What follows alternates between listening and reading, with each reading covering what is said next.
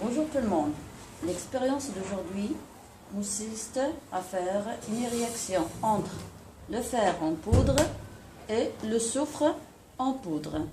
Alors, pour faire cette expérience, on a besoin d'une balance électronique, d'un aimant. Pour après, on va vous expliquer pourquoi on va utiliser l'aimant, et aussi on va utiliser un bec benzène. Alors, tout d'abord, on doit mesurer les quantités qu'on va utiliser dans l'expérience. On commence par allumer la balance électronique. On dépose un bout de papier. On appuie sur le bouton tare pour remettre l'indicateur de la balance à 0. Et on commence à mesurer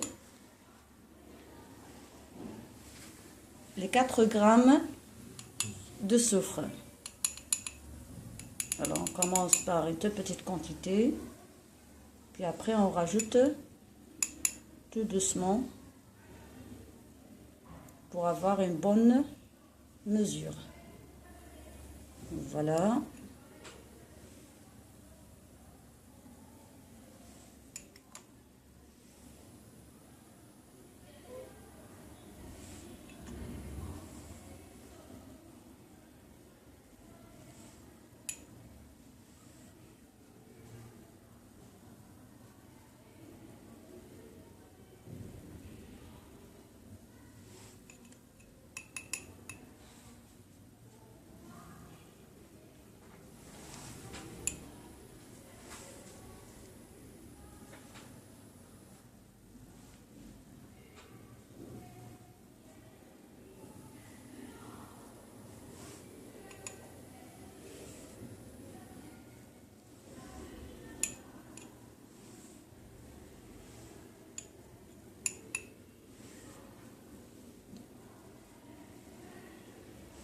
Voilà.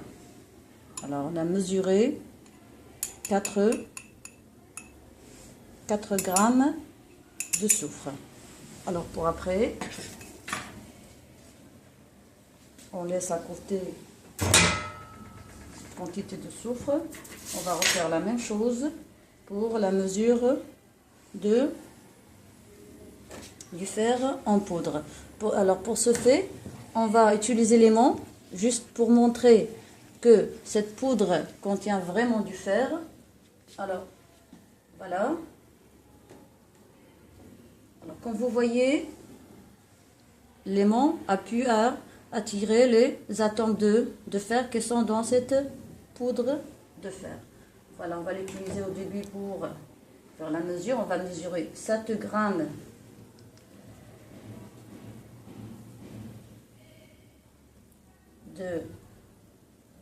du fer. Alors, puis après, on va continuer à faire la mesure à l'aide de la spatule.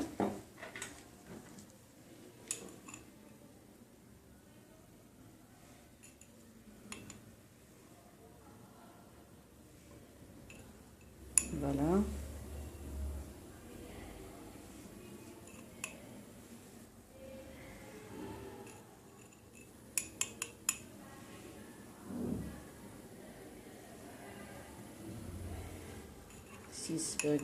On s'approche à la bonne mesure. Voilà.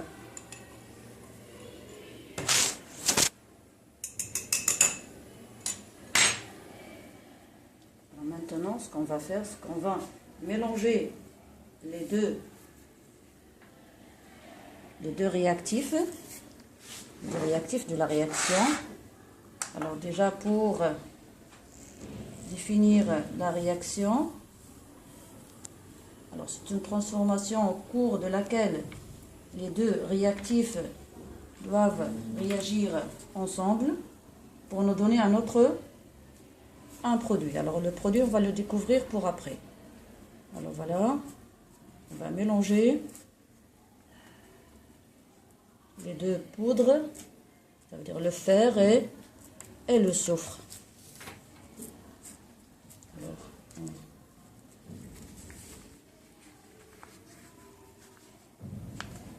Alors, je vais utiliser un autre bichère pour mieux mélanger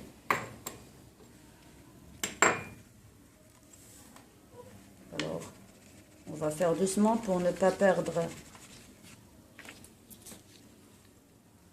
une quantité de ce mélange. Alors on va le mélanger convenablement puis après on va le mettre sur une plaque de fer.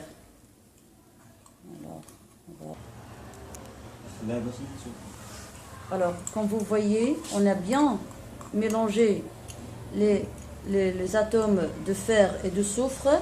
Alors, l'objectif de bien mélanger, c'est de pouvoir éviter la réaction qui peut se faire entre les atomes de soufre avec le dioxygène de l'air et ce qui nous dégage ce qu'on appelle un gaz un peu toxique. C'est pour cela que cette expérience, normalement, on évite de la faire en classe. C'est une expérience normalement qu'on doit faire au laboratoire et sous la haute parce qu'il dégage des gaz qui sont un peu toxiques. Alors, le mélange, on va le déposer sur une plaque d'acier sous forme d'un bâtonnet. Alors pourquoi une plaque d'acier? Tout simplement parce que cette expérience, c'est une expérience exothermique. Exothermique, tout simplement, il dégage une chaleur, on peut dire une très grande chaleur avec ou bien une très grande température qu'il peut brûler. Par exemple, si on l'a fait sur du bois, il peut brûler le bois. Alors, ce qu'on va faire maintenant, c'est initier. Alors, comme vous voyez, avec un bec benzène, on va chauffer le mélange, mais juste à l'extrémité du mélange, on va le chauffer.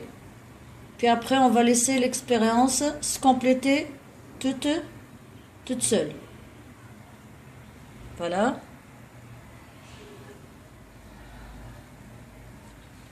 On va chauffer jusqu'à incandescence. Et comme vous voyez, l'expérience se complète.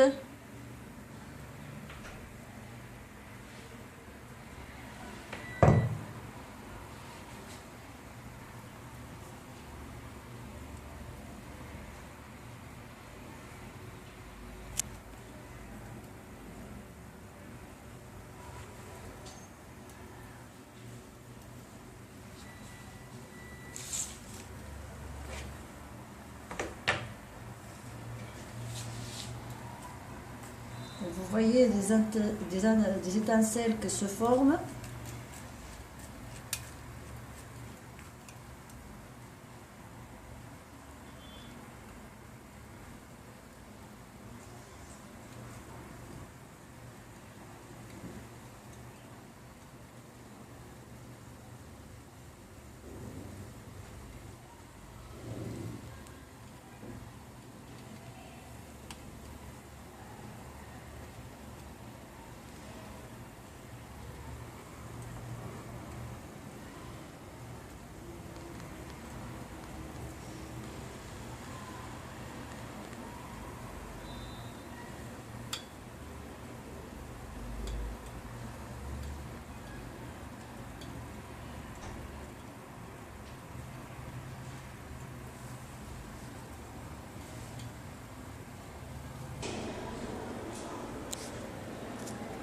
Alors maintenant, on va remesurer la masse des produits.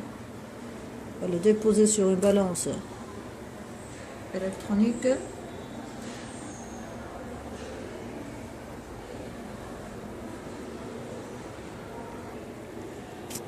Comme vous voyez, la masse du produit est 11 grammes. Ça veut dire qu'on peut conclure que la somme des masses des réactifs est égale à la somme, ou bien est égale à la masse des produits.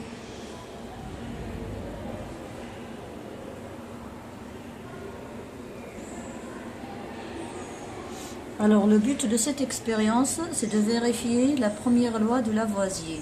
Ça veut dire quoi? Ça veut dire que la masse se conserve lors d'une réaction chimique.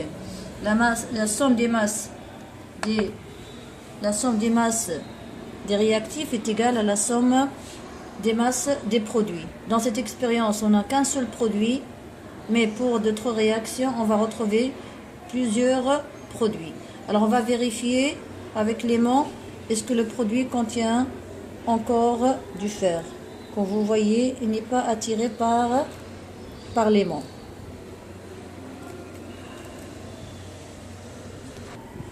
Alors le produit de cette expérience est le sulfure de fer. Et comme vous voyez, il n'est pas attiré par l'aimant. Alors merci et abonnez-vous dans la chaîne pour pouvoir voir plusieurs ou bien plus d'expériences.